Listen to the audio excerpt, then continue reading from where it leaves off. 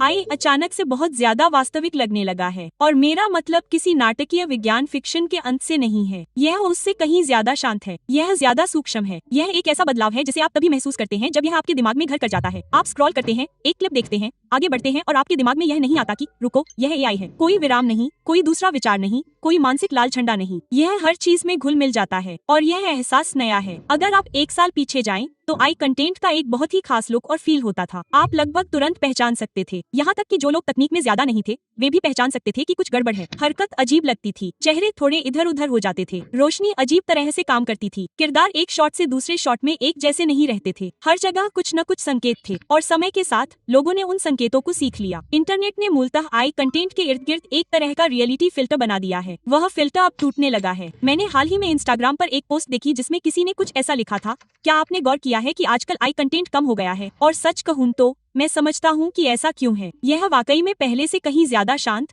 कम स्पष्ट और कम स्पष्ट लगता है, लेकिन यह निष्कर्ष गलत दिशा में जाता है। दरअसल पहले से कहीं ज्यादा आई कंटेंट है, फर्क बस इतना है कि यह पहले से बेहतर हो गया है और अभी ज्यादातर लोग इसे पहचान ही नहीं पाते। तो क्या आई धीमा हो गया है? यह सवाल लोगों को नहीं पूछना चाहिए। सवाल यह है कि असल में क्या बदला, क्योंकि यह बदलाव किसी एक बड़ी घोषणा या एक बड़े लॉन्च से नहीं आया। ऐसा कोई एक मॉडल नहीं था जिसने अचानक सब कुछ बदल दिया हो। इसकी जगह हम लगातार अपडेट होते देख रहे हैं। नए इमेज मॉडल, नए वीडियो मॉडल, हर कुछ हफ्तों में छोटे छोटे सुधार, यहाँ थोड़ा बेहतर मोशन, वहाँ थोड़े बेहतर चेहरे, कुल मिलाकर थोड़ी ज्यादा स्थिरता। ऐसा कुछ भी नहीं है जिससे लगे कि यह अपने आप ही सब कुछ बदल देता है, लेकिन इतना जरूर है कि चीजें चुपचाप एक दूसरे के ऊपर जमा होने लगती हैं। साथ ही बाजार भी बदल गया है। पिछले साल से आई सब्सक्रिप्शन प्लेटफॉर्म और एग्रीगेटर हर जगह दिखने लगे हैं। एक डैशबोर्ड, ढेर सारे model, image, video, text, audio, सब एक साथ।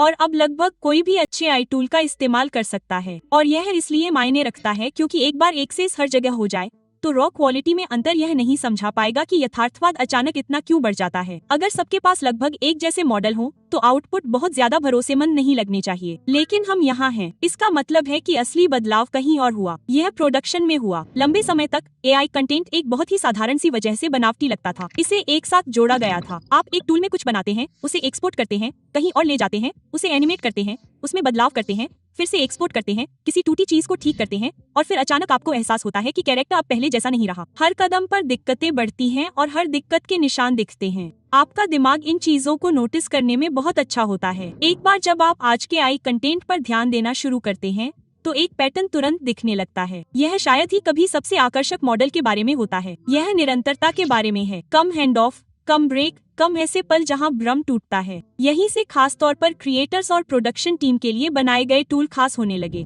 हमारे लिए इनमें से एक टूल हिग्सफील्ड है। कजाकिस्तान से निकला पहला यूनिकॉर्न स्टार्टअप है। आई में आप वैसा बहुत कम सुनते हैं। यह उनके काम करने के तरीके को भी समझाता है। वे तेजी से आगे बढ़ रहे हैं, रडा से दूर रह रहे हैं और प्रचार से ज्यादा क्रियान्वयन पर ध्यान दे रहे हैं। खैर, वापस मुद्दे पर आते हैं। आई कंटेंट के साथ गंभीरता से काम करने पर एक बात जो साफ हो जाती है वह यह है कि एग्रीगेटर एक्सपेरिमेंट के लिए बहुत अच्छे होते हैं, लेकिन जैसे ही आपको आउटपुट की जरूरत होती है वे बेकार हो जाते हैं। जब हिग्सफील्ड इसे बिल्कुल अलग नजरिए से देखता है। यह स्पष्ट रूप से प्रोडक्शन के इर्द गिर्द बना है। आपके पास कई इमेज और वीडियो मॉडल तक पहुंच है और वे हर समय अपडेट होते रहते हैं, लेकिन फोकस वास्तव में मॉडल के नाम पर नहीं है। यह इस बात पर है कि कैसे सब कुछ एक ही वर्कफ्लो में लिपटा हुआ है जो वास्तव में एक साथ रहता है। यहाँ छोटी छोटी बातें भी बड़ा फर्क डालती हैं। जनरेशन रेजोल्यूशन को सही ढंग से चुन पाना, हर चीज को एक ही फॉर्मेट में रखने के बजाय असल इस्तेमाल के मामलों से मेल खाने वाले पहलू अनुपातों की एक बड़ी सूची होना। इनमें से कुछ सेटिंग्स मूल मॉडल प्लेटफॉर्म पर भी उपलब्ध नहीं हैं।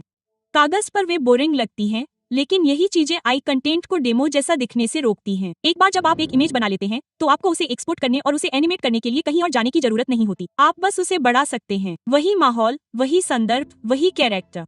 इससे लोगों की बहुत सी खामियां दूर हो जाती हैं और यहीं से सिनेमा स्टूडियो का सही मतलब निकलता है। सिनेमा स्टूडियो एक बहुत ही सरल आइडिया पर बना है जो एक बार आजमाने पर समझ में आता है। आप मोशन से शुरुआत नहीं करते, आप एक फ्रेम से शुरुआत करते हैं। एक जानबूझकर बनाया गया फ्रेम जहां आप कंपोजिशन, लाइटिंग, मूड और लेंस फील पर ध्यान देते हैं। आप पहले एक मजबूत मास्टर इमेज बनाते हैं। वह इमेज आपकी एंकर बन जाती है। उसके बाद आप शॉट को एक्सटेंड करके उसे वीडियो में बदल देते हैं। आप किसी इमेज को आम तरीके से एनिमेट नहीं कर रहे हैं, आप समय के एक पल को एक्सटेंड कर रहे हैं और वह अंतर आउटपुट में तुरंत दिखाई देता देता है। मोशन स्थिर लगता है। पर्सपेक्टिव एक जैसा रहता है। लाइटिंग आपकी उम्मीद के मुताबिक काम करती है। सिनेमा स्टूडियो आपको कैमरे की मूवमेंट इंटेंट के तौर पर देता है। Push, pan, dolly, handheld, orbit, drone.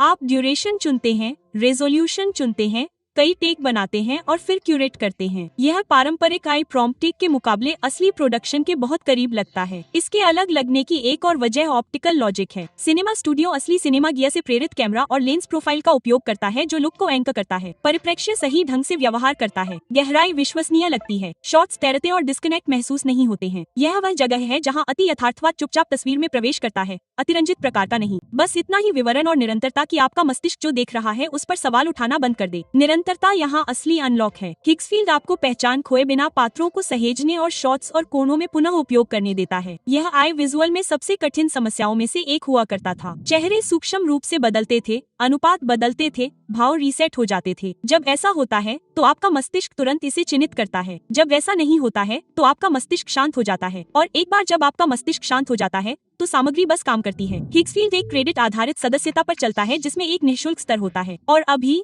वार्षिक योजनाओं को छूट दी गई है, जिससे प्रो लगभग $17 प्रति माह, अल्टीमेट लगभग $29 और क्रिएटर लगभग $149 प्रति माह हो गया है। क्रेडिट में इमेज और वीडियो जनरेशन को शामिल किया गया है, अगर जरूरत हो तो टॉपअप के साथ। व्यवहार में बहुत से क्रिएटर कई टूल्स के लिए भुगतान करते हैं, जैसे जनरेशन के लिए पिका और कंट्रोल के लिए रनवे, और यह संयुक्त लागत जल्दी बढ़ जाती है। हिग्सफील्ड कैरेक्टर कंटिन्यूटी और सिनेमैटिक कैमरा प्रीसेट को सीधे एक वर्कफ्लो में बनाकर इसे सरल रखता है। अब मैं आपको दिखाता हूँ कि यह वास्तव में जल्दी कैसे काम करता है। आप कैरेक्टर टैब पर जाएं। आप एकमात्र इट कैरेक्टर मॉडल का उपयोग करें। आप अपने कैरेक्टर की कम से कम 20 इमेज अपलोड करें। अगर आप किसी वास्तविक व्यक्ति का उपयोग कर रहे हैं तो यह ठीक है। अगर आप आई कैरेक्टर बनाना चाहते हैं तो आप नैनो बनाना प्रो में अलग अलग एंगल का उपयोग करके एक छोटा डेटा सेट बना सकते हैं। अपलोड करने के बाद एक स्केल होता है जो दिखाता है कि आपकी तस्वीरें कितनी अच्छी हैं। एक बार जब इमेज अच्छी हो जाती है और आपके पास पर्याप्त हो जाती है तो आप कैरेक्टर को एक नाम देते हैं और जनरेट पर क्लिक करते हैं। सिस्टम आपके मॉडल के लिए अपने आप ही विद्या बना देता है। बहुत पहले नहीं,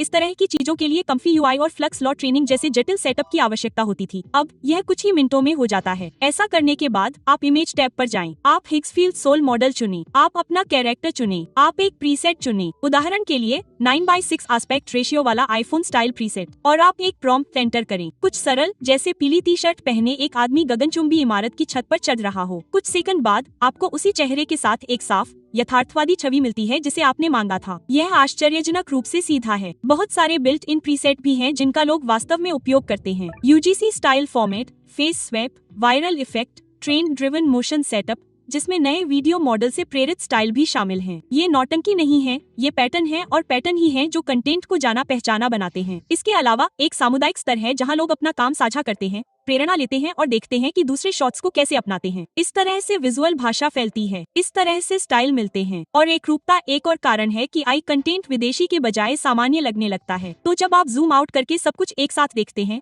तो आई अचानक से बुद्धिमानी में आगे नहीं बढ़ गया। उत्पादन स्तर परिपक्व हो गया, वर्कफ्लो साफ हो गया, निरंतरता टूटना बंद हो गई, और एक बार निरंतरता बनी रहने के बाद इंटरनेट का रियलिटी फिल्टर अपनी पकड़ खो देता है। दिखने वाली खामियों, सीमों, असंगतियों पर निर्भर रहने वाली पहचान, वे चीजें फीकी पड़ रही हैं। ऐसा होने का सिर्फ सिनेमा स्टूडियो ही एकमात्र कारण नहीं है, लेकिन यह एक बहुत ही स्पष्ट संकेत है कि चीजें किस ओर जा रही हैं। यादृच्छिक उत्पादन से दूर, नियतात्मक वर्कफ्लो की ओर, नवीनता से दूर, अदृश्यता की ओर। इसलिए आई अचानक बहुत वास्तविक लगने लगता है।